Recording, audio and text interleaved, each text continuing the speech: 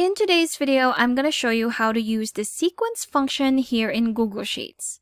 So the sequence function generates arrays of counts or sequences of numbering specified by the set parameters. Now our set parameters are right here in our syntax. We have our rows, our columns, the starting point, and lastly, the step, which is the number by which to increase or decrease each number from its preceding number. So let's go ahead and demonstrate how it works. Let's start with the equal sign right here. Type in SEQ. There we have the sequence function, which we're just going to select. And by default, if we press enter right here, it will just give us the value of 1. So again, we have our syntax and all the other information that you'd want to know about the function. So the first part of our syntax would be our rows. This is the number of rows you want to fill with numerical values. So let's say if we put in 10 rows and press enter, it will give us a sequence starting from the number 1 until the number 10, filling in those 10 rows. The next part of our syntax would be our columns. Now it's the same with your rows. It will be filling in the number of columns that you've entered. Let's say we're just going to put in 2, press enter. There we have it. Now once we've entered the number of columns, our sequence starts on the left, increasing to the right by 1 until the end of your column, then starts over again to the second row, again increasing to the right at the end of your column.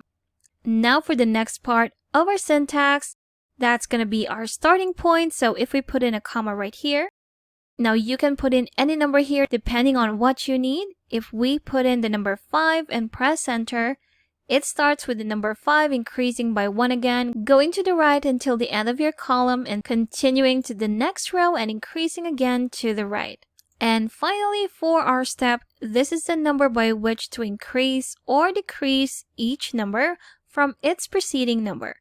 So let's say we want to increase it by 5. If we press 5 right here and press enter again, there you have it. We have our sequence of numbers filling in 10 rows, 2 columns, starting with the number 5 and increasing by 5. Let's try that again, but this time instead of hard coding everything, we're just going to do some self-referencing.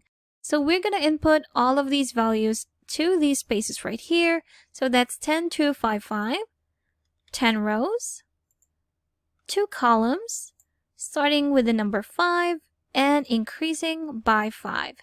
Let's do that again. Equal sign, type in SEQ, sequence.